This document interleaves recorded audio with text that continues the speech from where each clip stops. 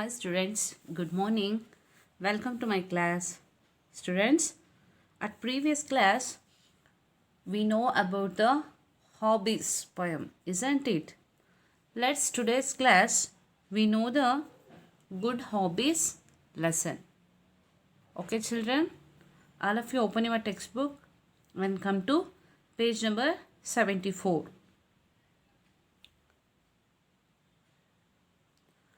Okay, are you ready children?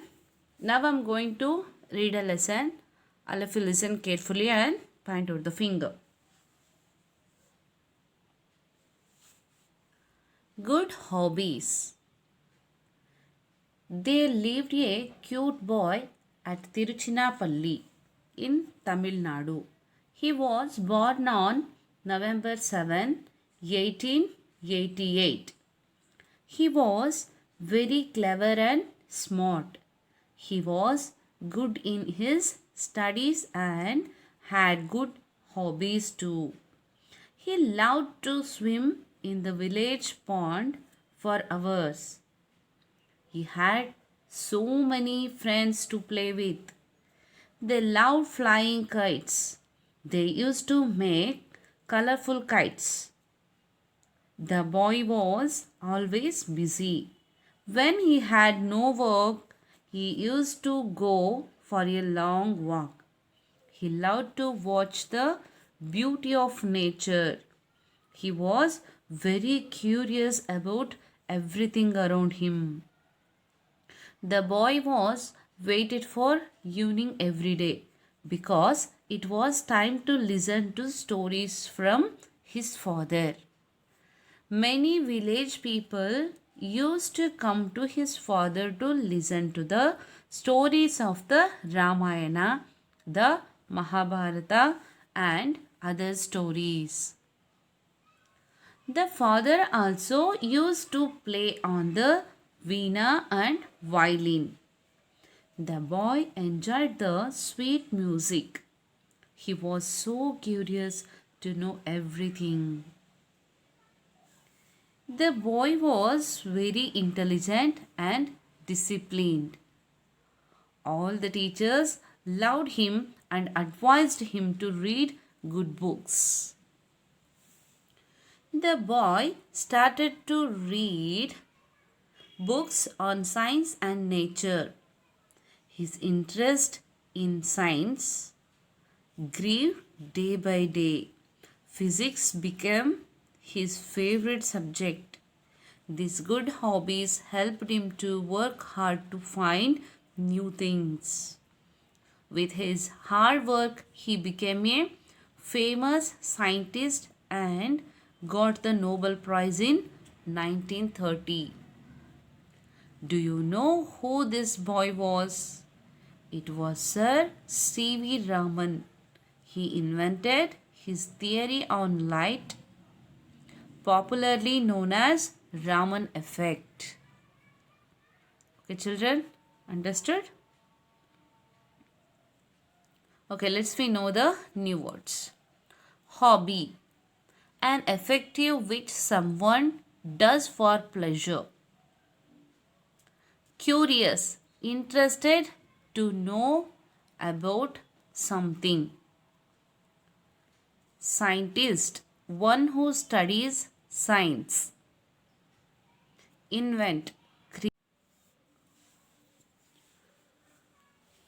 okay, good hobbies. Children, hobby is an activity which someone does for pleasure, isn't it? ಇಲ್ಲಿ hobbies ಅಂತಂದರೆ ಏನು, ನಾವು ಯಾವುದಾದ್ರೂ ಒಂದು ಆ್ಯಕ್ಟಿವಿಟಿನ ನಾವು ತುಂಬ ಖುಷಿಯಿಂದ ಏನೋ ಅದನ್ನೇ ಮಾಡುವಂಥದ್ದನ್ನು ಹಾಬಿ ಅಂತ ಹೇಳ್ತೀವಿ. For example, every one has A hobby, isn't it? Different types of hobbies like drawing, painting, reading, singing, dancing, etc. These are we are called hobbies, isn't it? Here also a boy had some good hobbies. Some good hobbies. He is become a very famous scientist. Okay, This is the story about the very greatest scientist. Okay, let's we know the story now. Good hobbies. There lived a cute boy at Tiruchinappalli in Tamil Nadu. There lived a cute boy. ಇಲ್ಲಿ ಒಬ್ಬ ಚಿಕ್ಕ ಹುಡುಗ ಅಥವಾ ಮುದ್ದಾದಂಥ ಹುಡುಗ ಎಲ್ಲಿ ತಿರುಚಿನಾಪಳ್ಳಿ ಇನ್ ತಮಿಳ್ನಾಡು. ತಮಿಳ್ನಾಡಿನಲ್ಲಿ ತಿರುಚಿನಾಪಳ್ಳಿ ಅನ್ನುವಂತಹ ಒಂದು place R ವಿಲೇಜಲ್ಲಿ ಒಬ್ಬ ಹುಡುಗ ಏನು ಮಾಡಿರ್ತಾನೆ, ವಾಸವಾಗಿರ್ತಾನೆ. He was born on November 7, 1888. He was born on, ಎಷ್ಟರಲ್ಲಿ ಅವನು ಜನಿಸಿದ್ದು? He was born on November 7, 1818. Okay. He was very clever and smart. Yes, that boy was very clever and also smart. ತುಂಬ clever ಅಂತಂದ್ರೆ ಏನು? Intelligent ಅಂತ. Okay, ತುಂಬ ಬುದ್ಧಿವಂತ ಮತ್ತು ತುಂಬ ಸ್ಮಾರ್ಟ್, ನೋಡೋಕ್ಕೂ ತುಂಬ ತುಂಬ ಚೆನ್ನಾಗಿರುವಂತಹ ಹುಡುಗ ಆಗಿರ್ತಾನೆ ಅವನು.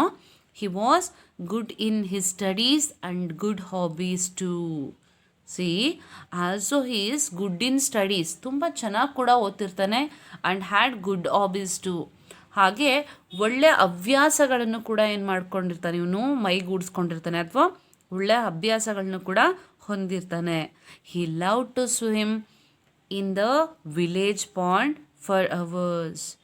S students, he love to swim, ಅವನಿಗೆ ಸ್ವಿಮ್ ಮಾಡೋದು, ಅವನ ವಿಲೇಜ್ ಪಾಂಡಲ್ಲಿ ಕೆರೆಯಲ್ಲಿ ಈಜಾಡೋದು ಅಂತಂದರೆ, ಗಂಟೆಗಟ್ಟಲೆ ಈಜಾಡೋದು ಅಂದರೆ ಅವನಿಗೆ ತುಂಬ ಇಷ್ಟ. he had so many friends to play with. And also he had so many friends with him. Okay, ಮತ್ತು ಅವನ ಜೊತೆ ಈ ಸ್ವಿಮ್ ಮಾಡೋದಕ್ಕೂ ಕೂಡ ತುಂಬ ಜನ ಫ್ರೆಂಡ್ಸ್ ಅವನ ಜೊತೆ ಇರ್ತಾರೆ. They loved flying kites. Also he loved flying kites. ಮತ್ತು ಅಷ್ಟೇ ಅಲ್ಲ, ಅವನಿಗೆ ಈ ಫ್ಲೈಟ್ ಈ ಕೈಟ್ ಏನಿರ್ತಾವಲ್ಲ, ಗಾಳಿಪಟನ ಹಾರಿ ಬಿಡೋದು ಅಂತಂದರೆ ಕೂಡ ಅವನಿಗೆ ತುಂಬ ಇಷ್ಟ ಇರುತ್ತೆ. They use to make colourful kites. Listen children, ಮತ್ತು ಏನು ಅಂತಂದರೆ ಈ ಕಲರ್ ಕೈಟ್ಸ್ನ ಮಾಡಿ ಹಾರಿಬಿಡೋದು ಮಾಡ್ತಾಯಿದ್ರು. The boy was always busy. Yes, this boy was always busy means ಏನಾದರೂ ಒಂದು ಮಾಡ್ತಾನೇ ಇರ್ತಾನೆ ಈ ಹುಡುಗ. ಅಂದರೆ ಒಂದು ಸಲ ಓದೋದು ಅಥವಾ ಇನ್ನೊಂದು ಸಲ ಏನು ಸ್ವಿಮ್ ಮಾಡೋದಾಗಿರ್ಬೋದು ಅಥವಾ ಫ್ಲೈಯಿಂಗ್ ಕೈಟ್ಸ್, ಈ ಥರ ಯಾವುದ್ರಲ್ಲಾದರೂ ಒಂದರಲ್ಲಿ ಯಾವಾಗಲೂ ಕೂಡ ಬ್ಯುಸಿ ಇರ್ತಾ ಇದ್ದ. When he had no work he used to go for a long walk. ನೋಡಿ, when he had no work, when he was busy ಅಂತ. ಇಲ್ಲ ಅವ್ನಿಗೆ ಏನೋ ಕೆಲಸನೇ ಇಲ್ಲ ಅಥವಾ ಅವ್ನು ಫ್ರೀ ಇದ್ದಾನೆ ಅಂತಂದರೆ ಈ use to go for a long walk, ತುಂಬ ದೂರ ಸುಮ್ಮನೆ ನಡ್ಕೊಂಡು ಹೋಗ್ತಾ ಇದ್ದ. ಫಾರ್ ವಾಟ್, ಯಾಕೆ ಅಂತಂದರೆ ನೋಡಿ ಇಲ್ಲಿ ಯಾಕೆ ಅವನು ತುಂಬ ದೂರ ಲಾಂಗ್ ವಾಕ್ ಮಾಡ್ತಿರ್ತಾನೆ ಅಂತಂದರೆ he love to watch the beauty of nature. Yes, ಇಲ್ಲಿ ನೋಡಿ ಮಕ್ಕಳೇ, ಏನು ಅಂತಂದರೆ ಈಗ ಸುಮ್ಮನೆ ವಾಕ್ ಮಾಡ್ತಾ ಇದ್ದರೆ ಏನು, he love to watch the beauty of nature. ಆ ನೇಚರಲ್ಲಿ ಕಾಣುವಂತಹ ಮರ ಗಿಡ ಆಗಿರ್ಬೋದು, ಪಕ್ಷಿಗಳಾಗಿರ್ಬೋದು, ಓಕೆ, ಪ್ರಾಣಿಗಳಾಗಿರ್ಬೋದು, ಈ ಥರ ಏನು ಮಾಡ್ತಾಯಿದ್ದ, he love the nature. Okay, ಅವನೇನು ನೇಚರ್ನ ತುಂಬ ಪ್ರೀತಿಸ್ತಾ ಇರ್ತಾನೆ ಅಥವಾ ತುಂಬ ಇಷ್ಟಪಡ್ತಿರ್ತಾನೆ. And he enjoyed the beauty of nature. ಮತ್ತು ಅವನು ಏನು ಆ ನೇಚರಲ್ಲಿ ಪ್ರಕೃತಿಯ ಸೌಂದರ್ಯವನ್ನು ತುಂಬ ಎಂಜಾಯ್ ಮಾಡೋದಕ್ಕೋಸ್ಕರ ಲಾಂಗ್ ವಾಕ್ ಹೋಗ್ತಾ ಇರ್ತಾನೆ. He was very curious about everything around him. He was very curious means ಯಾವಾಗಲೂ ಕೂಡ ಏನು ಅಂತಂದರೆ ಆ ವಿಷಯದ ಬಗ್ಗೆ ಕುತೂಹಲ ಹೊಂದಿರುವಂಥದ್ದು. ಅಂದರೆ ಇದು ಯಾಕೆ ಹೀಗಿದೆ, ಅಥವಾ ಈ ಪಕ್ಷಿ ಯಾಕೆ ಹೀಗಿದೆ, ಅಥವಾ ಯಾಕೆ ಹೀಗೆ ಕೂಗುತ್ತೆ, ಅರ್ಥ ಆಯ್ತಾ, ಈ ಥರ. ಅಥವಾ ಮತ್ತು ನೇಚರ್ ಬಗ್ಗೆ ಏನಾದರೂ ಈ ಥರ ಏನಾದರೂ ಒಂದು ಕ್ಯೂರಿಯಸ್ ಇರ್ತಾ ಇತ್ತು ಅವನಿಗೆ. ಈ ನೇಚರಲ್ಲಿ ಏನೆಲ್ಲ ಕಾಣಿಸ್ತಾ ಇದೆ ಅದರ ಬಗ್ಗೆ ಅವನಿಗೆ ತುಂಬ ಕ್ಯೂರಿಯಸ್ ಇತ್ತು, ಕುತೂಹಲ ಇತ್ತು ಅವನಿಗೆ. The boy waited for evening every day. The boy waited for evening every day. ಅವನು ಡೈಲಿ ಪ್ರತಿದಿನ ಕೂಡ ಸಂಜೆ ಆಗೋದನ್ನೇ ಕಾಯ್ತಾ ಇದ್ದ. ಯಾಕೆ ಅಂತ ನೋಡಿ, because it was time to listen to stories from his father. ಯಾಕೆ ಅಂತಂದರೆ ಆ ಟೈಮಲ್ಲಿ it was a time to listen to stories from his father. ಅವ್ರ ತಂದೆ ಈವ್ನಿಂಗ್ ಆಗಿದ ತಕ್ಷಣ ಸ್ಟೋರೀಸ್ನ ಹೇಳೋದಕ್ಕೆ ಸ್ಟಾರ್ಟ್ ಮಾಡ್ತಾಯಿದ್ರು. So he loved stories and he is weighted for evening. Isn't it? Okay. Next, many village people used to come to his father to listen to the stories of Ramayana, the Mahabharata and other stories. Okay, ಇಲ್ಲಿ many village people's, ಇಲ್ಲಿ ಬೇರೆ ಹಲವಾರು ಹಳ್ಳಿಯಿಂದ ಬರ್ತಿರೋಂತಹ ಜನರು ಏನು ಮಾಡ್ತಾಯಿದ್ರು ಅಂತಂದರೆ ಇವ್ರ ಫಾದರ್ ಏನು ಸ್ಟೋರಿ ಹೇಳ್ತಾ ಇದ್ರಲ್ವಾ, ಆ ಸ್ಟೋರಿನ ಯಾವ್ದ್ಯಾವ್ದು ಸ್ಟೋರಿ, ರಾಮಾಯಣ ಮತ್ತು the Mahabharata and other stories, ಈ ಥರ ಬೇರೆ ಬೇರೆ ಸ್ಟೋರೀಸ್ನ ಕೇಳೋದಕ್ಕೋಸ್ಕರ ಹಲವಾರು ಹಳ್ಳಿಯಿಂದ ಜನರು ಏನು ಮಾಡ್ತಾಯಿದ್ರು, ಇಲ್ಲಿ ಬರ್ತಾಯಿದ್ರು. The father also used to play on the veena and violin. ಮತ್ತು ಅವ್ರ ಫಾದರು ಈ ವೀಣೆ ಮತ್ತು ವೈಲಿನ್ನ ನುಡಿಸ್ತಾ ಇದ್ರು. The boy enjoyed the sweet music. ಇದನ್ನು ಆ ಹುಡುಗ ಏನು ಮಾಡ್ತಾಯಿದ್ದ, ಈ ಸ್ವೀಟ್ ಮ್ಯೂಸಿಕ್, ಈ ಒಂದು ಸಂಗೀತವನ್ನು ತುಂಬ ಎಂಜಾಯ್ ಮಾಡ್ತಾಯಿದ್ದ. ಅದನ್ನು ಕೇಳಿಸ್ಕೊಳ್ಳೋದಕ್ಕೆ ಅವನಿಗೆ ತುಂಬ ಇಷ್ಟ ಆಗ್ತಾಯಿತ್ತು. He was so curious to know everything. ಅವನಿಗೆ ಎಲ್ಲದ್ರ ಬಗ್ಗೆನೂ ಗೊತ್ತಿರಬೇಕು ಅಥವಾ ಎಲ್ಲ ಗೊತ್ತಾಗಬೇಕು ಅನ್ನೋದ್ರ ಬಗ್ಗೆ ಅವನಿಗೆ ತುಂಬ ಕುತೂಹಲ ಇತ್ತು. The boy was very intelligent and disciplined. ನೋಡಿ, ಈ ಹುಡುಗ ಏನಿದಾನಲ್ಲ ಅವನು ತುಂಬ ಬುದ್ಧಿವಂತ ಆಗಿದ್ದ ಮತ್ತು ತುಂಬ ಡಿಸಿಪ್ಲಿನ್ಡ್, ಅಂದರೆ ತುಂಬ ಶಿಸ್ತು ಇತ್ತು ಅವನಿಗೆ. ಓಕೆ, ಈಗ ಸ್ಕೂಲಿಗೆ ಕರೆಕ್ಟ್ ಟೈಮಿಗೆ ಬರಬೇಕು ಅಂದರೆ ಬರುವಂಥದ್ದಾಗಿರ್ಬೋದು, ಅಥವಾ ಏನು ವರ್ಕ್ ಇದೆ ಡೈಲಿ ಅದನ್ನು ಮಾಡುವಂಥದ್ದಾಗಿರ್ಬೋದು. Okay, this is we called discipline. ಈ ರೀತಿಯಾಗಿ ಡಿಸಿಪ್ಲಿನ್ ಕೂಡ ಅವನಲ್ಲಿ ಇರುತ್ತೆ. All the teachers loved him and advise him to read good books. So he was a intelligent and disciplined students, isn't it children? So all the teachers loved him. ಎಲ್ಲರೂ ಕೂಡ ಎಲ್ಲ teachers ಅವನನ್ನು ತುಂಬ ಪ್ರೀತಿ ಮಾಡ್ತಿದ್ರು, ತುಂಬ ಇಷ್ಟಪಡ್ತಾಯಿದ್ರು. ಹಾಗೆ ಅವನಿಗೆ ಅಡ್ವೈಸ್ ಮಾಡ್ತಾಯಿದ್ರು, ಏನಂತ, ಒಳ್ಳೆ ಪುಸ್ತಕ ಇದೇ ಏನೋ advise him to read good books. ಇನ್ನೂ ಒಳ್ಳೆ ಪುಸ್ತಕಗಳನ್ನು ನೀನು ಓದಬೇಕು ಅಂತ ಏನು ಮಾಡ್ತಾಯಿದ್ರು, ಅಡ್ವೈಸ್ ಮಾಡ್ತಾಯಿದ್ರು. Next, the boy started to read books on science and nature. ನೋಡಿ, ಅವ್ರು ಏನು ಅಡ್ವೈಸ್ ಮಾಡ್ತಾಯಿದ್ರು ಟೀಚರ್ಸು, ಹಾಗೆಯೇ ಇವನು ಕೂಡ ಏನು ಮಾಡ್ತಾ ಇದ್ದ, ಆ ಹುಡುಗ ಓದ್ಲಿಕ್ಕೆ ಸ್ಟಾರ್ಟ್ ಮಾಡ್ದ. ಯಾವ ಬುಕ್ಕನ್ನ? Books on science and nature. Science ಮತ್ತು ನೇಚರ್ ಬಗ್ಗೆ ಇರುವಂತಹ ಬುಕ್ಕನ್ನ he is started to read. His interest in science grew day by day. Okay, ಅವನ ಒಂದು ಆಸಕ್ತಿ, ಇಂಟ್ರೆಸ್ಟು ಯಾವುದ್ರ ಬಗ್ಗೆ ಅಂತಂದರೆ ಸೈನ್ಸಲ್ಲಿ ದಿನದಿಂದ ದಿನಕ್ಕೆ ಅವನ ಇಂಟ್ರೆಸ್ಟು ಬೆಳೀತಾ ಹೋಯಿತು ಅಥವಾ ಜಾಸ್ತಿ ಆಗ್ತಾ ಹೋಯಿತು. Physics became his favourite subject. ಸೈನ್ಸಲ್ಲಿ ಕೆಮಿಸ್ಟ್ರಿ, ಫಿಸಿಕ್ಸು, ಅನಾಟಮಿ, ಬಯಾಲಜಿ ಈ ಥರ ಎಲ್ಲ ಇರತ್ತಲ್ವಾ, ಇಷ್ಟರಲ್ಲಿ ಆ ಹುಡುಗಂಗೆ ಫಿಸಿಕ್ಸ್ ಸಬ್ಜೆಕ್ಟು ತುಂಬ ಫೇವ್ರೆಟ್ ಸಬ್ಜೆಕ್ಟ್ ಆಗಿತ್ತು. These good hobbies helped him to work hard to find new things. ನೋಡಿ, ಇವನಲ್ಲಿ ಏನು ಈ ಥರದೊಂದು ಗುಡ್ ಹಾಬೀಸ್ ಇರುತ್ತಲ್ವ, reading the books, science and nature, ಈ ಒಂದು ಗುಡ್ ಹಾಬೀಸ್ ಏನಾಗುತ್ತೆ, it helped him to work hard to find new things.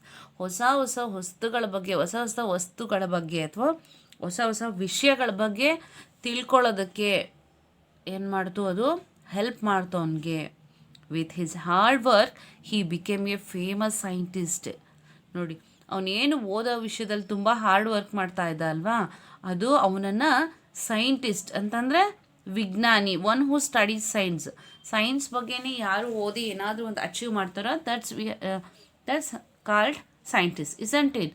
ಈಗ ಅವನು ಏನಾಗ್ತಾನೆ ಅಂತಂದರೆ, ಈ ಒಂದು ಹಾರ್ಡ್ ವರ್ಕ್, ಈ ಥರ ಪರಿಶ್ರಮನ ಪಟ್ಬಿಟ್ಟು ಒಬ್ಬ ವಿಜ್ಞಾನಿ ಆಗ್ತಾನೆ. And got the Nobel prize in 1930.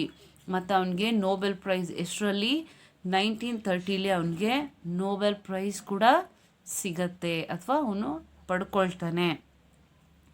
Do you know who is boy was? Okay ಮಕ್ಕಳೇ, ಇಷ್ಟೊತ್ತು ನಾವಿಲ್ಲಿ ಸ್ಟೋರಿ ಏನು ಮಾತಾಡಿದ್ವಿ ಒಬ್ಬ ಹುಡುಗನ ಬಗ್ಗೆ, ಈ ಹುಡುಗ ಯಾರು ಅಂತ ನಿಮಗೆ ಗೊತ್ತಿದೆಯಾ ಅಂತ? ಓಕೆ, ಇಲ್ಲಿ ಇಷ್ಟೊತ್ತು ನಾವು ಏನು ತಿಳ್ಕೊಂಡ್ವಿ ಅಲ್ವಾ, ಈ ಹುಡುಗನ ಬಗ್ಗೆ ಏನು ಇನ್ಫಾರ್ಮೇಷನ್ ಕೊಟ್ಟಿದ್ರಲ್ವ, ಇವ್ರು ಯಾರು ಅಂತ ನಿಮ್ಗೆ ಗೊತ್ತಿದೆಯಾ ಮಕ್ಕಳೇ? It was sir C V Raman. ಯಾರದು ಅಂದರೆ sir C V Raman. He was a scientist. Okay children, he invented his theory on light. Okay, ಇಲ್ಲಿ ಇನ್ವೆಂಟ್ ಅಂತಂದರೆ ಕ್ರಿಯೇಟ್ ಸಮಥಿಂಗ್ ನ್ಯೂ. ಇಲ್ಲಿ ಹೊಸದಾಗಿ ಏನಾದರೂ ಒಂದು ಸಂಶೋಧನೆನ ಮಾಡುವಂಥದ್ದನ್ನು ನಾವು ಇನ್ವೆಂಟ್ ಅಂತ ಹೇಳ್ತೀವಿ.